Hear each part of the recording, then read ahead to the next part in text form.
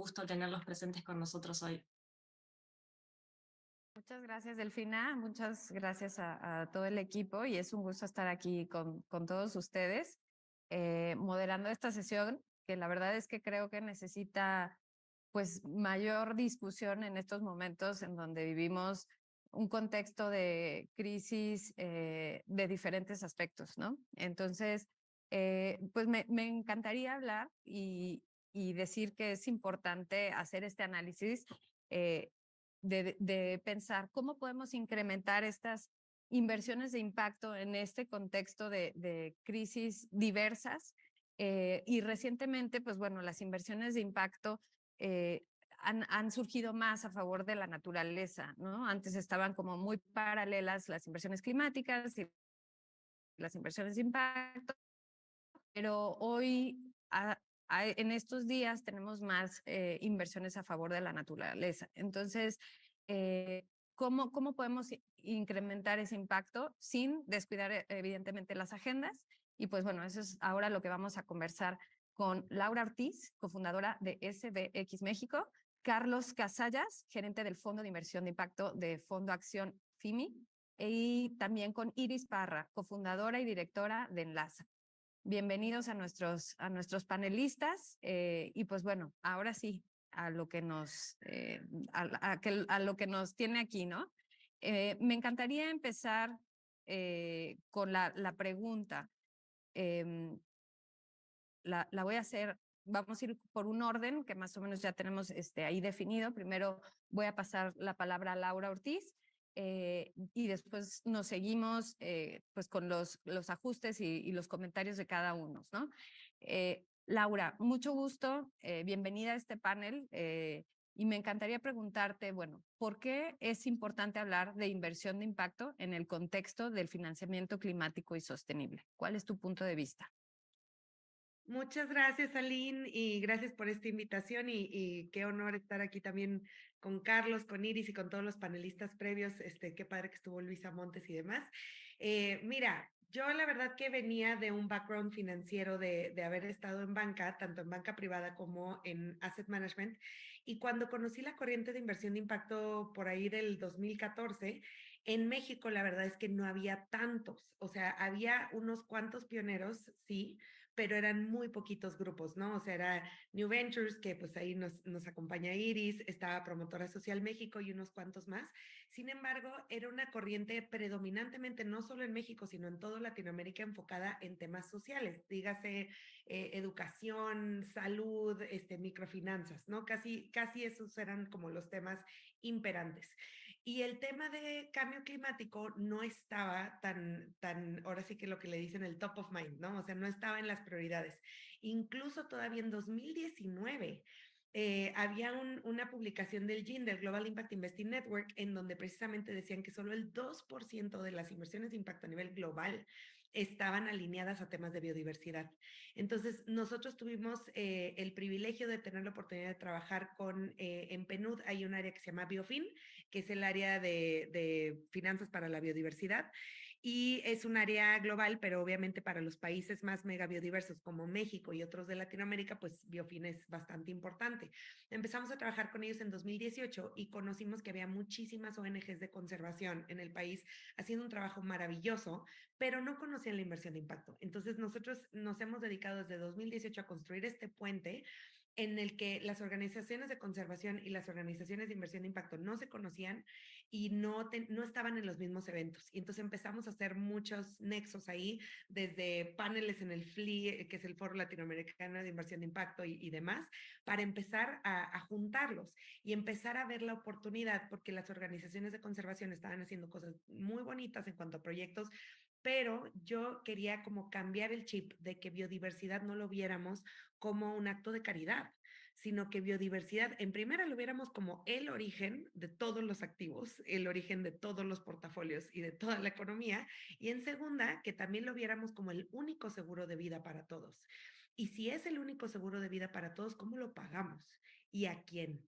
Y entonces ahí es donde cambian las cosas, ¿no? O sea, no se paga el seguro de vida para todos, siendo la biodiversidad, no se paga a las aseguradoras, se paga a las comunidades guardianas de la biodiversidad.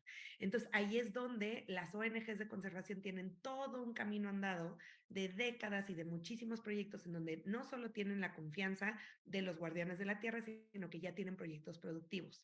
Entonces, hay ahí una oportunidad enorme en donde nosotros sí empezamos a conocer mucho de la sabiduría de Biofin, en donde se hablaba mucho de las brechas de biodiversidad, hablando de las brechas de financiamiento de biodiversidad, en donde nosotros decíamos, bueno, ya se habló muchos años de las brechas, hablemos de las oportunidades, porque la biodiversidad es un activo. Y podemos cambiar el chip de verla no solo como un activo a explotar, sino como un activo que podemos restaurar y que podemos hacer resiliente y que podemos hacer que brinde prosperidad al mismo tiempo que no lo abusamos, ¿no? Entonces, cambiar esta mentalidad extractiva, cambiar esta mentalidad de que la biodiversidad es caridad. Y afortunadamente he visto que la inversión de impacto ha empezado a transitar y a evolucionar hacia esas temáticas. Ya se nota tanto en los eventos, o sea, ya en varios FLIs desde el 2020 ya empieza a ver que las organizaciones de conservación ya tienen ahí un montón de proyectos y paneles, se ha movido un montón de dinero. Nosotros, por ejemplo, hemos apoyado a proyectos de USA, de Global Affairs Canada, en donde se han movido más de 45 millones de dólares entre México y Colombia, por ejemplo, en temas de inversión de impacto, que sí están en esta intersección de finanzas climáticas y con énfasis en biodiversidad. Entonces, yo creo que hay muy poco conocimiento ecológico en los tomadores de decisión financiera. No todos conocen que la biodiversidad afecta directamente el clima y que sin biodiversidad pues vamos a tener efectos más contrastantes y más radicales todavía de crisis climática, y que realmente necesitamos que los ecosistemas prosperen para que la vida de los seres humanos prosperen, y que si nos interesa la salud de las personas, nos tiene que interesar la salud de la biosfera, porque es un reflejo, ¿no? Es una misma salud.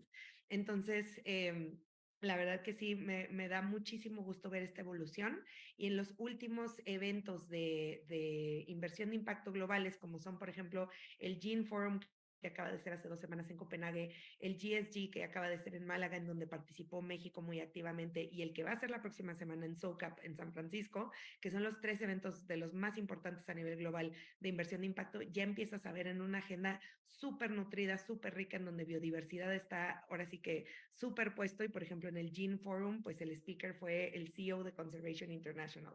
Entonces ya es un cambio de narrativa, un cambio de mentalidad, y yo sí veo ese cambio de chip como una hermosa evolución de la que estoy muy orgullosa de haber formado parte, y que por fin se está logrando traer biodiversidad a una temática principal, ¿no? En inversión de impacto.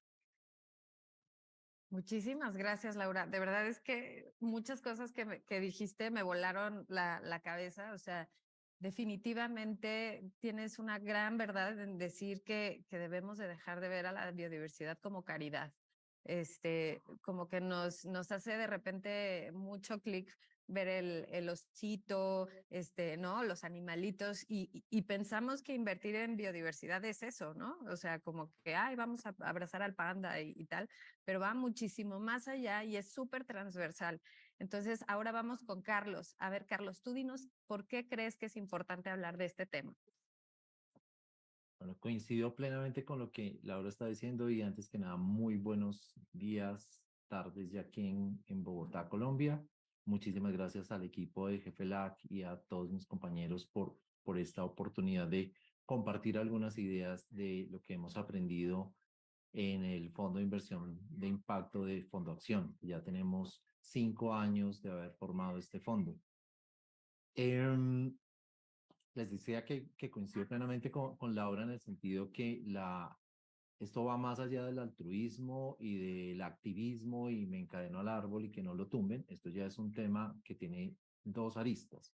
Uno es riesgos, y es que el tema es de riesgo y riesgo económico. Cuando uno revisa la encuesta que hace el World Economic Forum anualmente, preguntándole a más de 650 empresarios cuáles son los principales riesgos en el corto y mediano plazo. De los 10 riesgos, 7 tienen que ver con asuntos relacionados con biodiversidad, con cambio climático o con efectos ambientales. Entonces, por un lado, hay un tema de riesgos, pero también hay un tema de oportunidades. hay un estudio que hizo la Universidad de los Andes aquí en Colombia basado en otro estudio del Better World, Better Business, Better Business, donde se habla de oportunidades relacionadas con ODS, de negocios relacionados con ODS, por 95 billones de dólares solo para Colombia.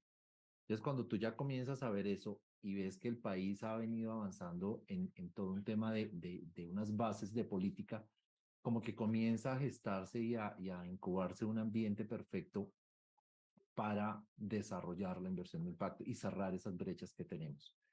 Em, principalmente, principalmente la inversión de impacto en nuestro país se ha centrado en los fondos de inversión de impacto en emprendimientos que generan unas soluciones absolutamente espectaculares, disruptivas, con una agilidad y una velocidad para resolver problemas de una manera totalmente divergente.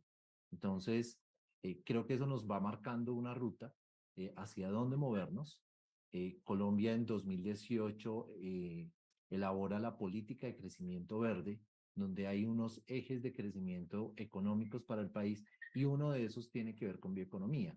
Y hoy cuando revisas que hay más de 3.000 pequeños emprendimientos que están trabajando temas relacionados con bioeconomía, con turismo de naturaleza, con aprovechamiento sostenible de la biodiversidad, dices, algo está pasando.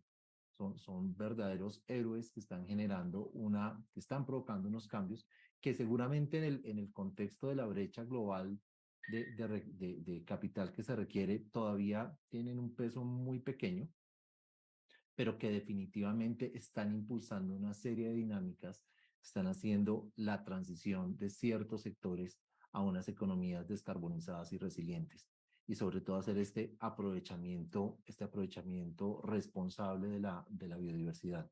Entonces, creo que todas las condiciones están dados marcos de política pública, están dados un cambio en el chip, en el paradigma de las personas.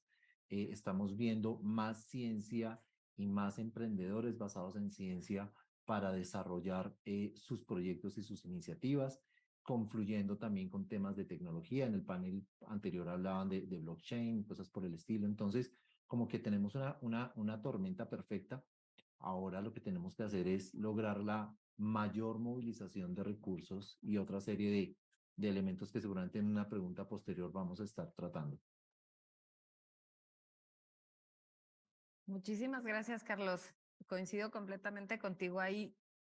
O sea, más veces nos hemos enfrentado a esto, ¿no? Que el tema de biodiversidad y cambio climático aparece como cada vez más un riesgo, ¿no? Porque evidentemente el problema es mayor, no se están metiendo los fondos o no se metían los fondos necesarios en su momento, entonces está aumentando esta bola de nieve.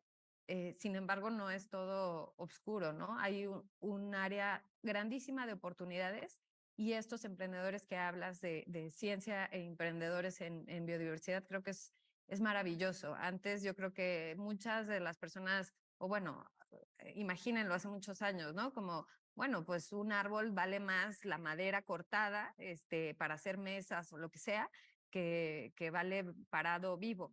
Y ahora nos estamos replanteando esta manera de explotar los recursos, la naturaleza, de una manera sostenible y pues que nos asegure que en un futuro va a haber de dónde tener negocio que sea parte de esa biodiversidad, ¿no? Ahora pasamos contigo, Iris, por favor, cuéntanos, ¿tú qué opinas acerca de la importancia? Desde tu trinchera, ¿cuál es la importancia de hablar de este tema en particular? Gracias, Aline, y gracias, Sandra, por la invitación. Si bien estoy con el sombrero de Enlaza, que vemos más temas de equidad de género, también me pongo el sombrero de New Ventures y el sombrero del Foro Latinoamericano de Inversión de Impacto, al cual todos están invitados para continuar con la conversación.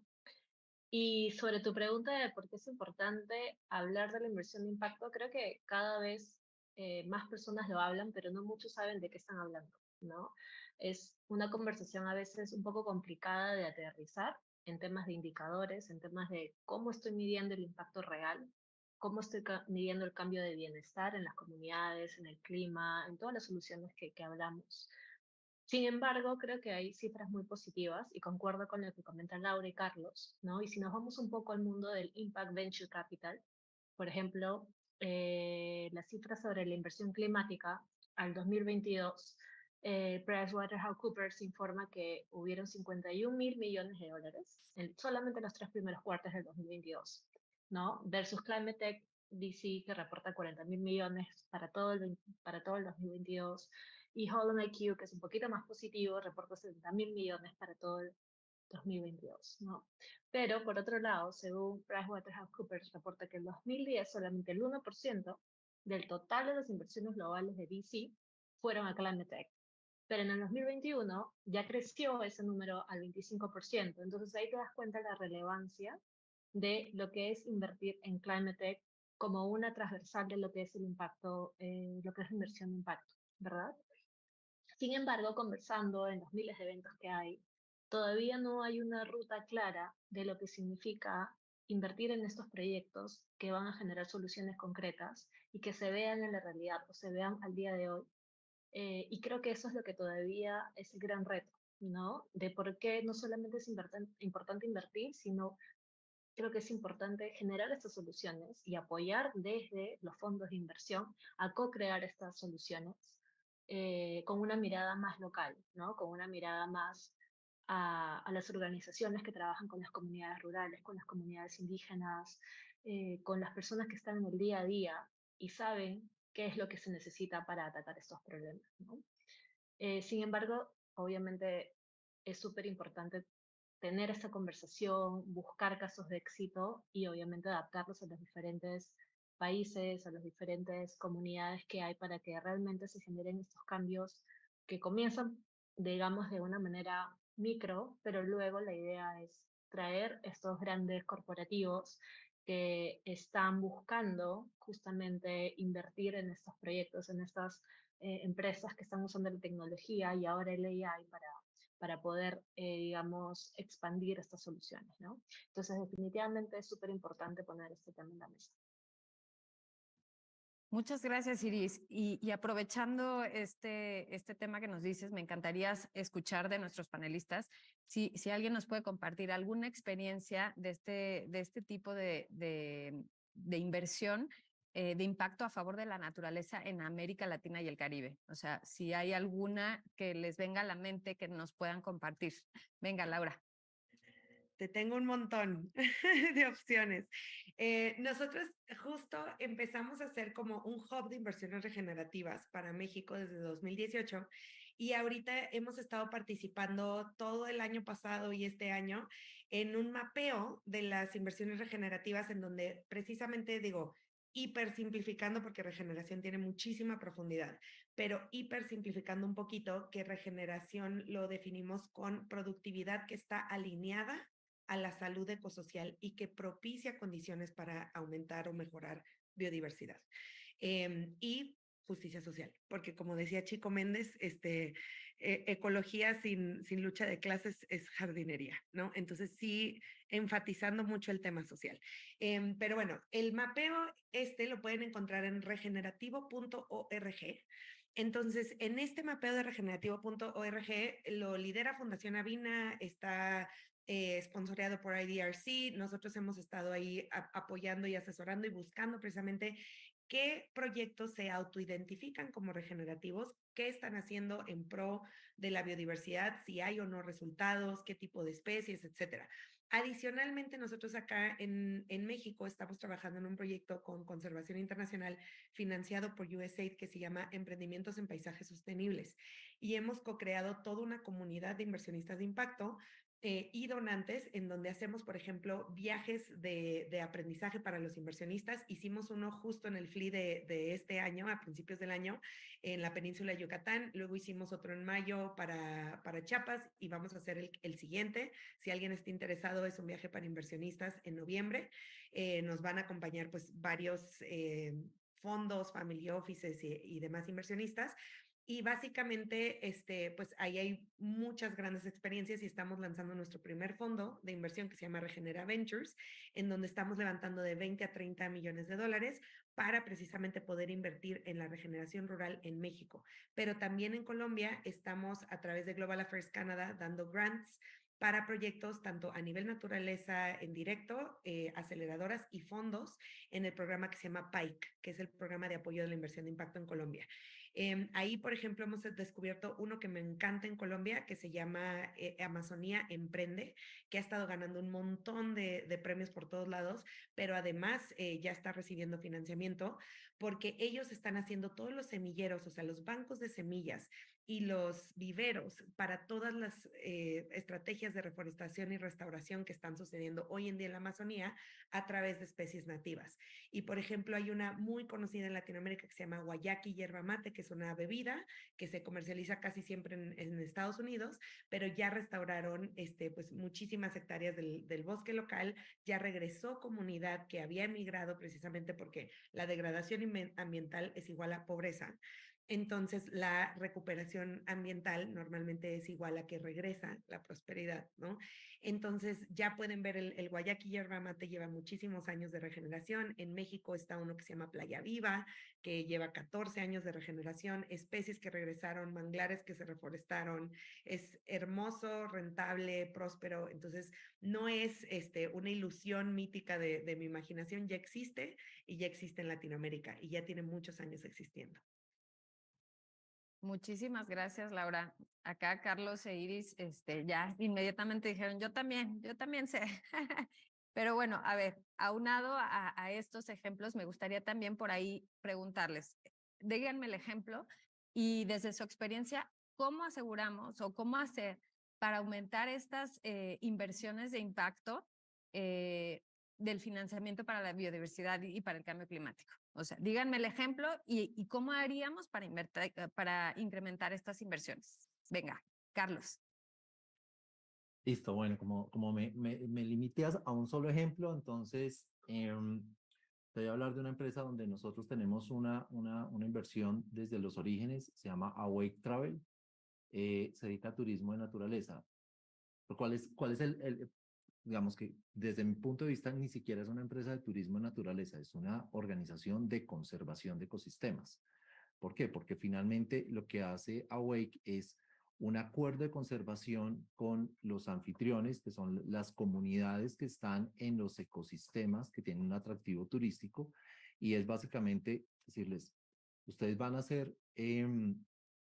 trabajar conmigo Awake como operador, prestando los servicios de acomodación, de alimentación, de guianza, etcétera, pero con una única condición, y es ustedes van a conservar este ecosistema porque es finalmente el atractivo y van a recibir más del 85% de lo que el turista paga por servicios, lo recibe el anfitrión. Entonces es como una mezcla de conservación, pagos por servicios ambientales, con turismo de naturaleza, etcétera.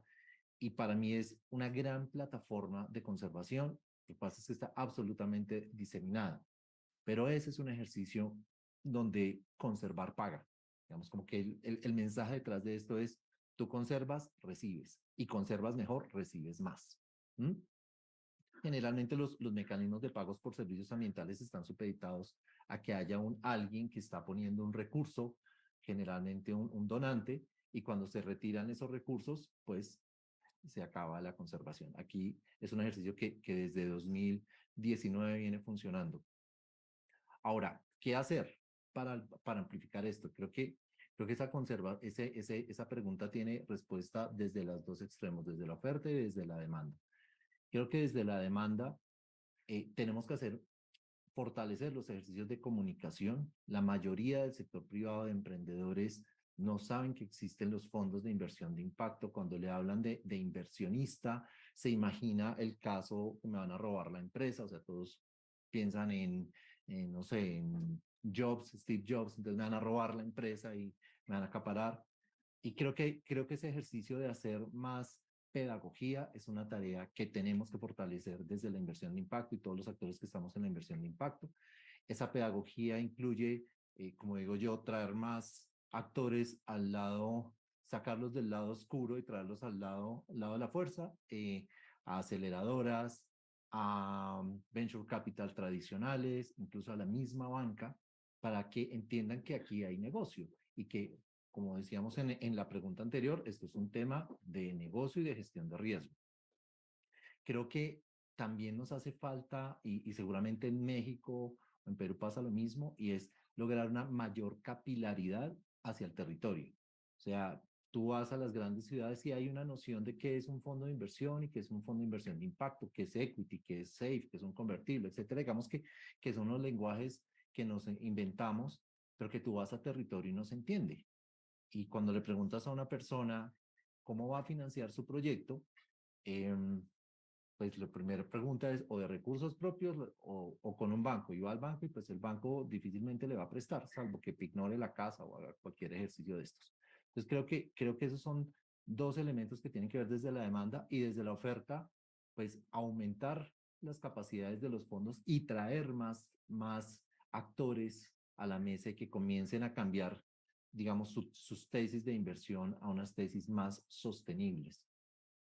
Finalmente, hay un actor que no hemos mencionado acá y es el sector público y cómo se generan condiciones desde los gobiernos nacionales para atraer inversión que nos ayude a movilizar recursos, dar esa estabilidad jurídica. Pero en el Plan Nacional de Desarrollo del gobierno actual en Colombia hay condiciones para la movilización de recursos, hay una serie de necesidades donde la inversión de impacto tendría muchísimo sentido. Y creo que finalmente es ser mucho más imaginativos y preguntarle a los emprendedores qué necesitan de nosotros, qué necesitan de los diferentes actores. De pronto, muchas veces vamos con una agenda preconcebida de instrumentos, de herramientas, y ellos están buscando otra cosa, están necesitando otra cosa que no hemos todavía del todo resuelto.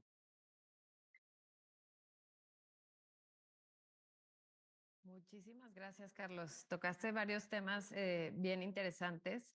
El tema de escuchar a los emprendedores creo que es valiosísimo y muchas veces digo, no sé cómo sea el contexto en Colombia, en Perú, pero Laura podrá coincidir conmigo que aquí en México, pues bueno, somos buenos para encontrar cómo hacer que la escoba haga otras cosas, ¿no? O sea, como que somos muy buenos para emprender, pero nos cuesta de repente como esa solución que encontramos en nuestro trabajo diario, aterrizarla y tener los recursos para invertir.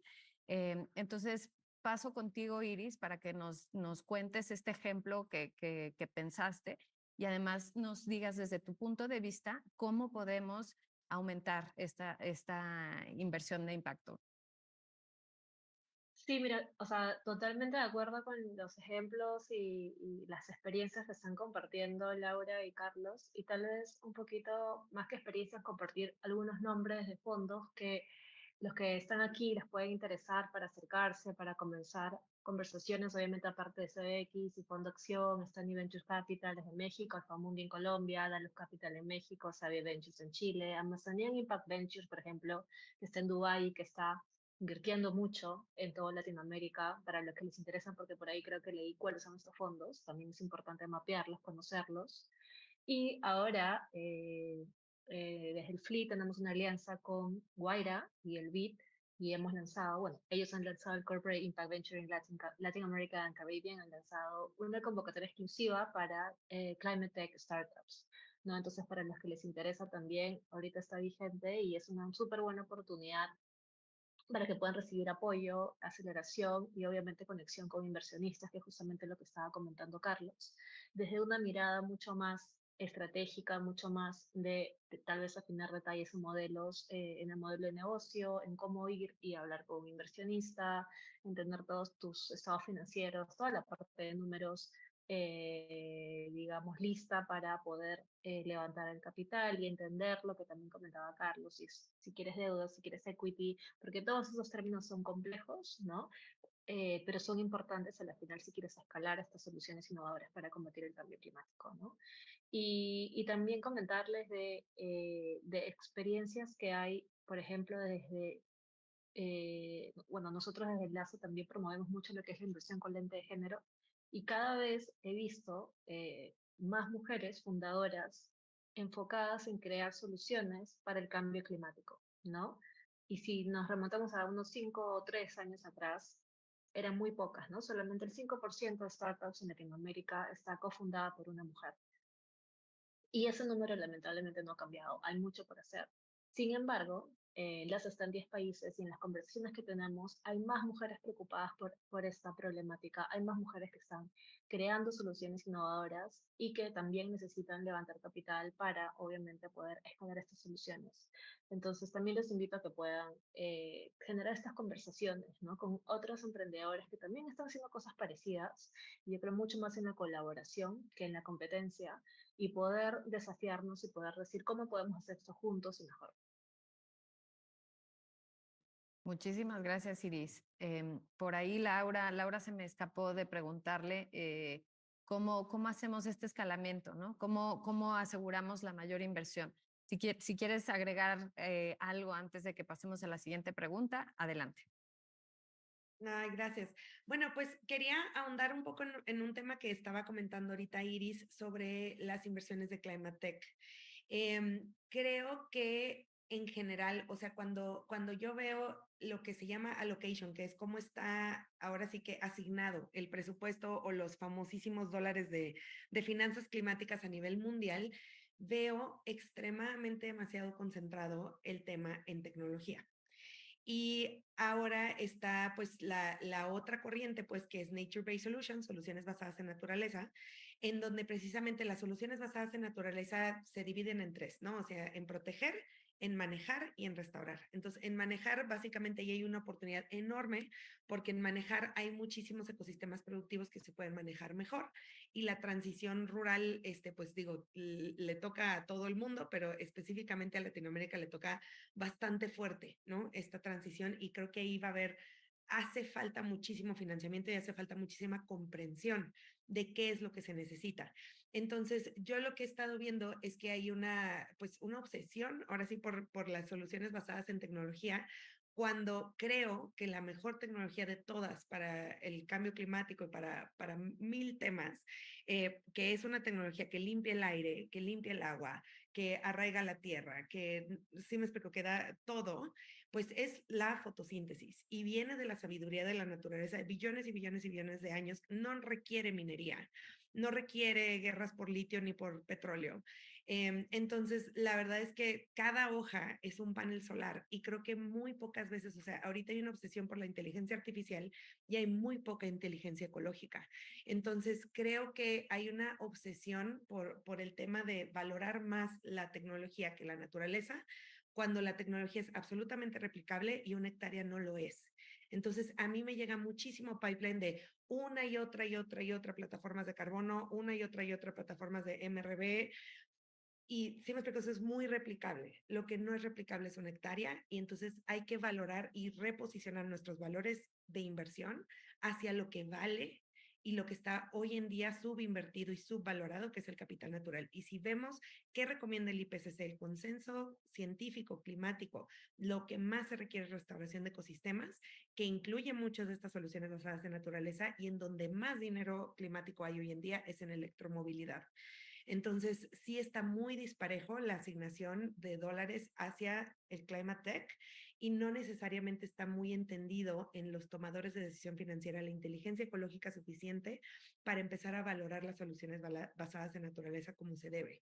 Entonces, también hay ahora un concepto que se llama el Carbon Tunnel Vision, que es la mentalidad de solo ver emisiones de carbono, y eso está afectando muchísimo porque hay 9 límites planetarios, o sea, cambio climático y emisiones de carbono es uno de 9, y muchísimas de las decisiones se toman hoy en día solo hablando de una ecuación positiva o negativa de carbono.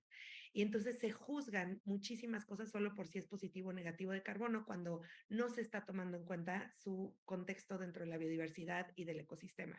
Y hay ahorita bosques que se están talando para poner paneles solares, ¿no? Por poner un ejemplo de esa mentalidad del túnel de carbono.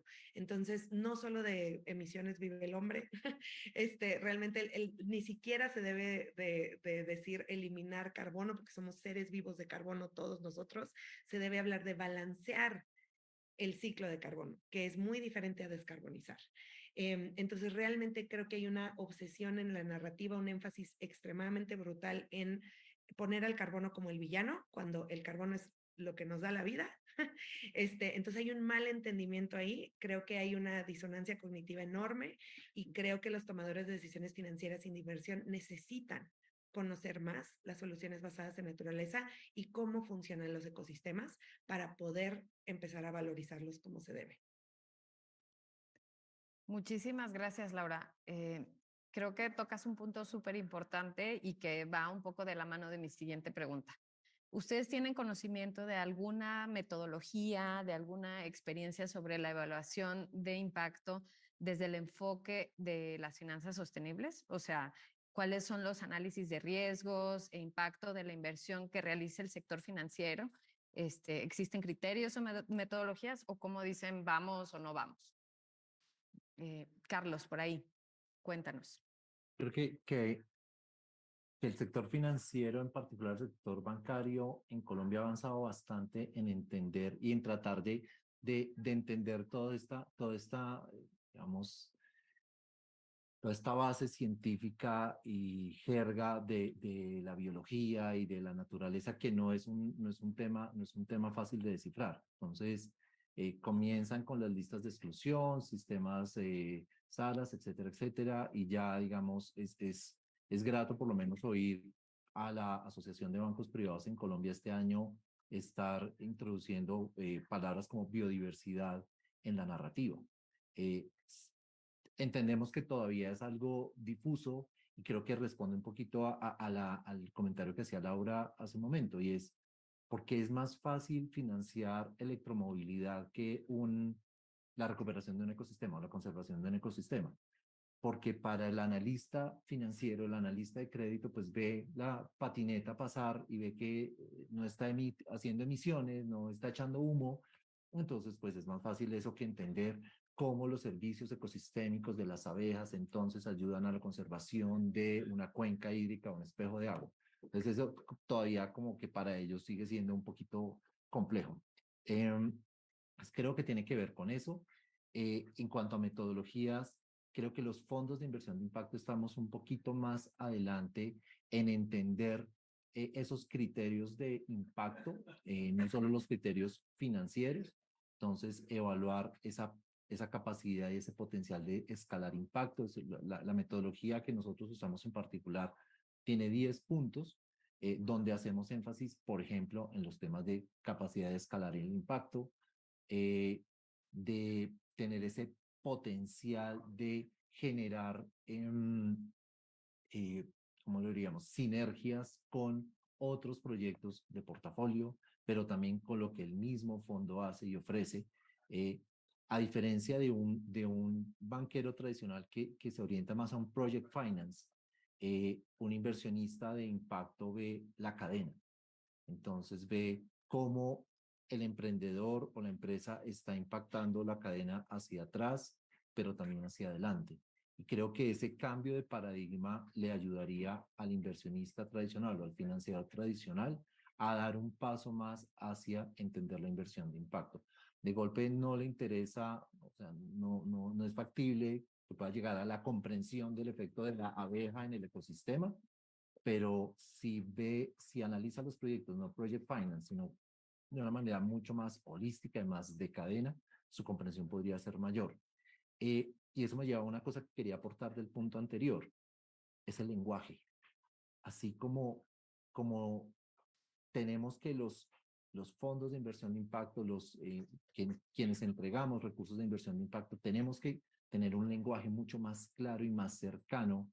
Usamos muchas siglas y muchos anglicismos, y entonces el SAFE, y etcétera, etcétera, y el equity, pues como que vamos espantando a los emprendedores. Los tickets de inversión, sí, hay muchísimos fondos, pero todavía con los tickets de inversión superiores a 500 o $1.000.000. Y pues, perdón, a doña Alcira en Bucaramanga que produce vinagre, pues un ticket de $1.000.000, o sea, nunca en la vida. Seguramente ella está necesitando 20, $50.000. Entonces, creo que ese aterrizaje, ese acercamiento en el lenguaje es clave, como también el lenguaje desde el mundo de la biología y de la naturaleza para que el financiero tenga una mejor comprensión de qué es lo que le están hablando y lograr de esa manera, digamos, descarbonizar el lenguaje, si se quiere, si vale la pena usar la expresión. Muchas gracias, Carlos. Me coincido muchísimo con tu punto del lenguaje y por acá creo que también tiene que ver o se alinea un poco con lo que nos dice Erika Barreto en el chat de nuestros asistentes, que también es bien importante fortalecer a las organizaciones comunitarias, ¿no? O sea, no solo, digamos, esta parte del fortalecimiento de las organizaciones, aunado a un lenguaje mucho más claro para todos. Creo que eso también es bien importante en esto. Iris, cuéntanos, digamos, ¿qué opinas de esto, de las metodologías? ¿Crees que hay algo allá afuera?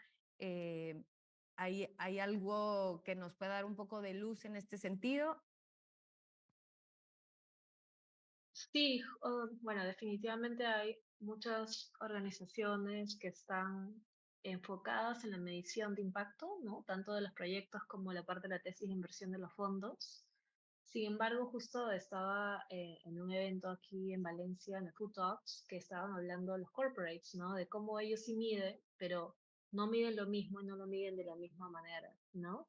Y creo que eso se replica mucho en el tema de las empresas de impacto social o los fondos de impacto, que muchas veces no comparten el mismo framework. Entonces a veces es complicado hablar en los mismos términos o hablar de cómo estás haciendo impacto. Y justamente también en el GSG Summit en Málaga hablamos de eso y el reto grande que hay, más allá de la herramienta, es cómo realmente medir esos avances que son muy a largo plazo, ¿no? Obviamente hay avances a corto plazo también, pero a veces eso representa tal vez un riesgo o algo menos atractivo para los diferentes fondos de inversión que quieran integrar impacto dentro de su tesis de inversión, ¿no? Y por otro lado, si lo comparamos un poco a nivel global con África, en África todo lo que es cooperación internacional o los fondos de impacto que vienen de Europa sí ofrecen mayor cantidad de oportunidades, o mejor dicho, diferentes herramientas o diferentes derivados o más equity, por así decirlo, que deuda que se ofrece más en Latinoamérica, ¿no? Entonces, también muchos proyectos que no necesariamente vinculan la tecnología, están buscando socios, ¿no? Están buscando personas que quieren ser parte del negocio y escalar y no necesariamente deuda porque no tienen esa capacidad financiera para acceder a créditos tan altos con tasas de intereses que son hasta asustan, ¿no? Entonces yo creo que también deberíamos tener esa mirada de qué es lo que necesitamos para realmente generar este cambio y no solamente fondos de inversión que quieran entrar a Latinoamérica, pero con herramientas que realmente no son lo que necesitan los emprendedores o los proyectos, ¿no? Entonces, yo iría un poquito más por ese lado y también el reto de cómo generar un framework, al menos por sector, y que sea compartido por empresas para que realmente comiencen a generar data, comiencen a medir el impacto y que eso sea escalable y que eso sea más atractivo para que más inversionistas quieran realmente subirse a este tema de inversión de impacto. Muchísimas gracias, Iris. Oigan, estoy viendo el reloj. Veo que ya tenemos chance para abrir las preguntas de nuestros asistentes. Mientras tanto, me gustaría preguntarles, a ver, ¿cuál es el rol de estas inversiones en el contexto más amplio del financiamiento sostenible? O sea, ¿pueden o deben sustituir las inversiones públicas o tendrían que ser complementarias? Digo, yo ya tengo mi respuesta en la cabeza. Me gustaría escuchar, obviamente, la respuesta de nuestros expertos y aprender en lo que nos llegan las preguntas de los asistentes. Cuéntanos, Laura, ¿cuál es tu opinión al respecto? Sí, bueno, pues justo como acabo de hablar mucho de la regeneración rural, creo que ahí puedo poner bastante contexto. O sea, por ejemplo, en los mercados públicos, en los mercados grandotes donde están estos grandísimos corporativos, hay más de 50 corporativos que publicaron el tener la regeneración como objetivo dentro de sus reportes o compromisos o lo que sea. Solo el 8% de estos pusieron realmente dinero a trabajar a favor de esa regeneración rural, ¿no? Entonces, ese es un reporte que acaba de salir hace pues menos de mes y medio más o menos, en donde justo decía, bueno, ¿dónde está el accountability o la rendición de cuentas de todos estos grandes corporativos diciéndose que se meten al tema responsable o al tema de ESG o ASG? Y empiezan a ponerse como indicadores y criterios poco ambiciosos y luego ya cuando los trasladas a su realidad en donde están sus más importantes productos, pocas veces están realmente moviendo dinero. Entonces, casi siempre se hace a través de un esfuerzo de marketing o de riesgos dentro de los corporativos y los bancos, y en donde realmente ya empieza a hacer un cambio y en donde hay corporativos que dices, ah, mira, ellos sí lo están haciendo, es cuando mueven dinero y mueven su core business. O sea, si realmente te replanteas el core business, o sea, el modus vivendi de las organizaciones y de los corporativos y de los bancos, ahí es donde ves que realmente se mueve capital. O sea, hay bancos gigantescos a nivel global que están diciendo, oh, sí, mi compromiso a biodiversidad, y cuando ves dentro de su portafolio su compromiso a biodiversidad es menos del 2% y en el bueno, menos del 0.02% y en el gran, digamos, en el gran portafolio del banco todavía están financiando combustibles fósiles, ¿no? Y eso hay un ranking de bancos que siguen haciendo esto. Entonces, creo que la parte de inversión de impacto es una enorme oportunidad, tanto para los grandes bancos, para los grandes corporativos, de que todos estos compromisos y objetivos que tienen reales de sustentabilidad, de que si, ahora sí que si los están diciendo, los tienen que estar haciendo y tienen que estar moviendo presupuesto hacia allá y ahí hay una oportunidad enorme de inversión de impacto. Acaba de subir Rafael Alonso una pregunta en donde justo dice, o sea, ¿cómo ligamos esta parte de las finanzas corporativas sostenibles, las acciones, a la parte de inversión de impacto? Y yo creo que de verdad hay una desconexión y lo comentó Carlos, ¿no? O sea, hay demasiados fondos que dicen, ah, quiero biodiversidad, pero puras empresitas ya positivos en rentabilidad, con 5 años de estados financieros auditados, pues así, o sea, con ese nivel de restricciones, efectivamente no va a llegar a las comunidades que realmente están haciendo el trabajo. Entonces, creo que hay una posibilidad de intermediarios, o sea, hay fondos de fondos, hay nuevos fund managers que se están dedicando a hacer estas cosas y los grandes bancos y los grandes corporativos todavía no están moviendo dinero hacia allá.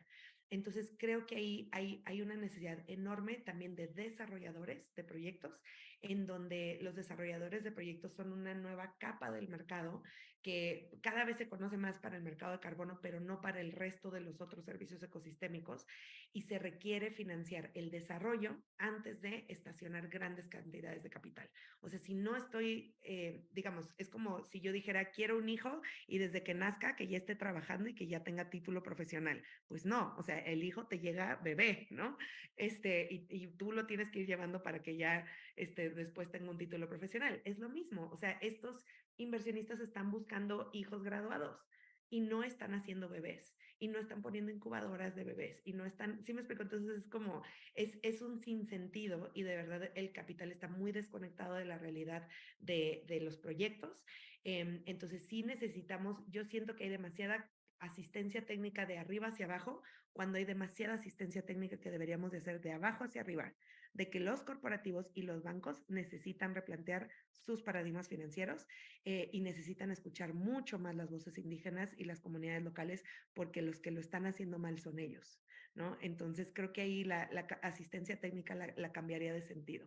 O sea, por eso nosotros nos llevamos a los inversionistas a paisaje a aprender de las comunidades. Es parte de lo que queremos como de ir a romper paradigmas, porque nuestra misión es que aseguremos que el capital le sirva a la vida y no que la gobierne. Entonces necesitamos cambiar el chip de las finanzas que dominan a las finanzas que están al servicio de la vida. Me encantó, me encantó.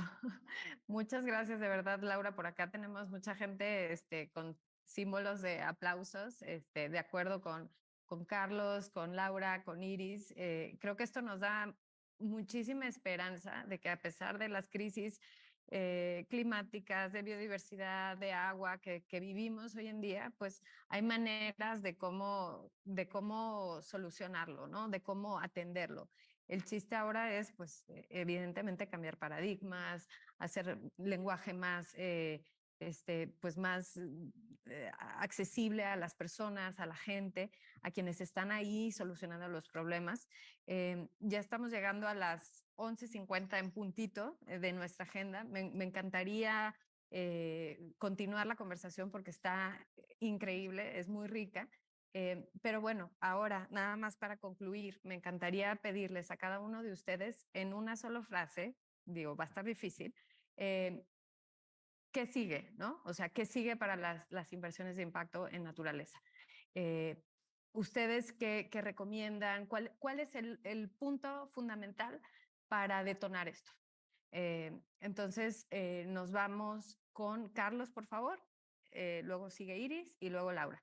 Ya estamos al final, entonces díganme qué es lo que va a detonar esto en una frase. En una frase, cercanía, cercanía con todos los actores del ecosistema, con las aceleradoras, ayudándoles a entender de qué se trata esto, de qué se trata invertir en naturaleza, cómo poder ayudarle a los emprendedores a mejorar esas capacidades y que la misma aceleradora tenga, o sea, lo que decía Laura hace un momento, esa asistencia técnica a la aceleradora, cercanía con los emprendedores, cercanía con otros actores del sector financiero para que el capital de los fondos de inversión de impacto sea un capital catalítico que apoye como unos fondos de primera pérdida e invite y garantice ejercicio para que estos otros actores se sumen. Muchísimas gracias, Carlos. Iris, cuéntanos. Digo, igual estuvo muy difícil en una frase, en 2 minutos, pero está bien, Carlos se tardó más o menos eso. Entonces, cuéntanos. Yo creo que sería un poco el dejar el miedo a invertir algo de largo plazo, a invertir en la naturaleza, invertir algo que tal vez es complicado tocarlo y medirlo, ¿no? Para los grandes financistas, sobre todo el mundo del VC que quiere integrar el tema de impacto, pero no sabe cómo, dejar el miedo y sobre todo impulsar la colaboración para generar acción, ¿no? Como dice Carlos, es importante colaborar entre todos, porque entre nosotros de manera individual no lo vamos a lograr. Entonces ese sería un poquito el mensaje. Muchísimas gracias, Iris. Voy contigo, Laura. Sí, pues, o sea, yo creo que una frase esperanzadora que les dejo de tarea a todos meditar y proclamar en todos lados es que se puede sanar la naturaleza a través de la humanidad y que se puede sanar a la humanidad a través de la naturaleza. O sea, a nuestra generación le tocan 2 tareas, la regeneración y la reconciliación. Eso es algo muy, muy fuerte, entonces tenemos que ser muy valientes, coincido con Iris, tenemos que ser muy valientes y asumir que todos nosotros podemos ser puentes y necesitamos ser puentes. Muchísimas gracias, Laura. De verdad, ha sido un panel súper interesante. Me encantó platicar con ustedes. Me voy como, digo, aquí paréntesis personal, soy mamá y yo estoy en esto por un tema muy personal que le quiero dejar un mejor futuro a mis hijos. Entonces, de repente, pues ante todo lo que está pasando en el planeta, uno se queda como que con el corazón apachurrado y de repente no ve para dónde, ¿no? Entonces es bastante esperanzador escuchar esto, escuchar que estamos acercándonos a la naturaleza, a las comunidades, para, como bien decía Laura, regenerar, reconciliar y encontrar que, pues, que hay un punto de encuentro, ¿no? O sea, que hay un punto de encuentro en donde la economía, en donde la comunidad puede seguir creciendo, pero pues manteniendo esta política, esta filosofía ética de respetar nuestro entorno y valorarlo realmente por lo que es. Entonces, muchísimas gracias de verdad, panelistas. Me encantó esta discusión. Ahora sí, le doy la palabra a Delfina. Muchísimas gracias y bueno, a todos nuestros asistentes. seguramente podrán encontrar las redes sociales. No sé si nuestros panelistas tengan redes sociales en donde los puedan seguir. De ser así, les pido por ahí abajo si la pueden anotar, para que nuestros asistentes los puedan seguir su trabajo. Y pues bueno, ahí nos seguiremos escuchando, viendo, leyendo y siguiendo la conversación. Gracias y les cedo la palabra a Delfina. Muchísimas gracias, Aline, y muchísimas gracias